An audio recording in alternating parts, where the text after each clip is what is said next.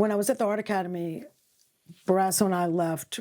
I dropped out for 6 months. We went to Europe. We were supposed to stay gone 2 months. We stayed gone 6 months because we would only stay anywhere if we could stay for $1 a night. So the hostels back in 1973 were $1 a night. The pensions were $1 a night. But I ended up meeting Dali. I went to his home in Cadaqués, Spain. Salvador Dali.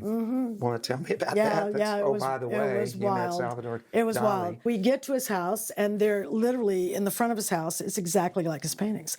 There's a tree growing out of a boat, and that was right in front of his house. So we sat in this boat, and we thought, well, how are we going to do this? And Judy goes, just go knock on the damn door, Karen. And so I did, and this woman opens the door, and there's this huge white polar bear behind her with all these turquoise necklaces on.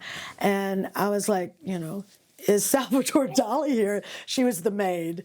And she goes, oh, no. And just closed the door. And so we sat back in the boat, and I had my sketchbook with me, and I went back and knocked on the door about an hour later, and Gayla came to the door, his wife, and she was like, habla español? I said, no. And she goes, okay, and she closed the door. An hour later, she opens the door, and she goes, come in. We'd been there like 5 hours at that point, And we came in, I was flipped out.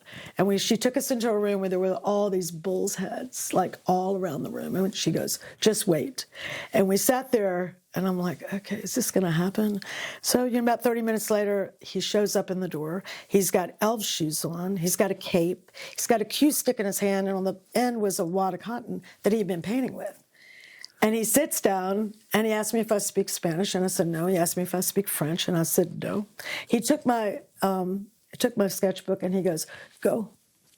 And so we walked back outside, and we sat in the boat, and about 15 minutes later, he came back in, and he wouldn't speak English with me, but he tore out some of my sketches, and he said, okay, bye-bye. That was it, and we left.